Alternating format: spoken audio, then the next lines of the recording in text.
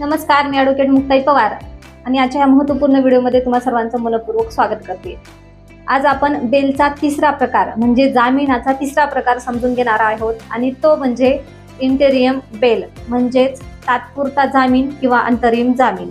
तर यामध्ये अंतरिम जामीन कशा प्रकारे दिली जाते हे आपण थोडक्यात समजून घेणार आहोत. ज्यावेळी आरोपीने न्यायालयासमोर नियमित बेल म्हणजे रेग्युलर बेल किंवा अँटिसिपेटरी बेल म्हणजेच अटकपूर्व जामीन हे दोन्ही जरी बेलचे अर्ज जर सादर केले असतील किंवा न्यायालयाला तशी विनंती केली असेल आणि न्यायालयाने तो अर्ज मान्य केला नसेल तर आरोपी हे इंटेरियम बेल म्हणजे अंतरिम किंवा तात्पुरता जामीन मागण्याचा त्यांना अधिकार आहे आणि तसा अर्ज ते न्यायालयासमोर करू शकतात.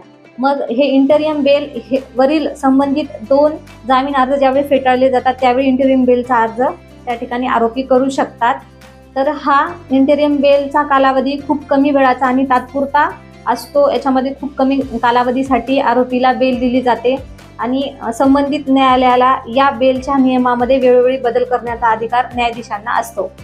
तर हा बेलचा तिसरा प्रकार आहे इंटेरियम बेल. तर आपली माहिती आवडली असल्यास माझ्या ॲडव्होकेट मुक्ताई पवार या यूट्यूब चॅनलला सबस्क्राईब करा आणि इंस्टाग्राम पेजला फॉलो करा, आपल्या फेसबुक पेजला फॉलो करा. धन्यवाद.